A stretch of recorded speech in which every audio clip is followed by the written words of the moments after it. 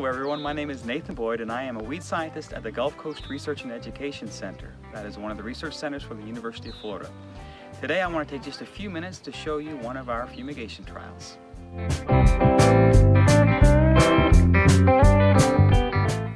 Our first treatment is Picklor 60. That fumigant was applied, of course, prior to transplant. It is the industry standard in Florida.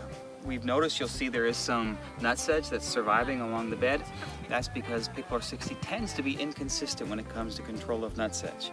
The other thing you will notice is that there's some broadleaf weeds that are growing in the field.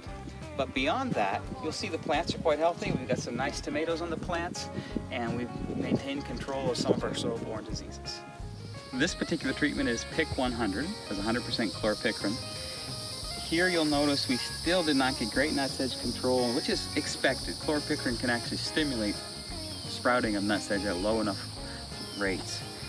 And you can see we didn't get great control. We also did not get the level of disease control we would have liked with PIC 100, which was a little surprising for us. But this is bacterial wilt, and it's possible that PIC 100 did not control that one particular disease.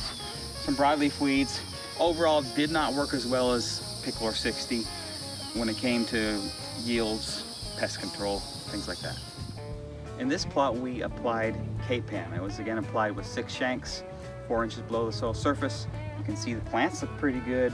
We did not get great nutsedge control. Generally what we find is K-Pam on its own in tomatoes isn't giving us the control that we would like, but if you combine it with something like Picklor 60, that's where you really see its benefits shine. To my left, this is a good description of why we fumigate in Florida. This is the non-treated control, no fumigant applied. You can see most of our tomato plants are dead. Very little growth, some of them never survived at all. You can see a lot of nutsedge. There's broadleaf weeds growing throughout the plot. There's grasses growing throughout the plot. It's really important in Florida that we fumigate, and if you don't fumigate, your yields can be almost nothing as they are in this plot, and your weeds really thick, and it's going to be very difficult to remove this plastic. This treatment is a combination of Picklor 60 at 300 pounds per acre and K-Pam, which was injected 4 inches beneath the surface of the soil with 6 shanks. What we found with this treatment is you don't always get great nutsedge control. As you can see along here, we have a lot of nutsedge that's growing, but there's no broadleaves growing in this bed, and that's where this really shines. It tends to have great broadleaf weed control. Overall, across all of our trials, we found that this combination, Picklor 60 plus K-Pam, tends to give us the most consistent pest control and often a slight bump in terms of yield. And you can look at these plants and see how healthy and thick they look.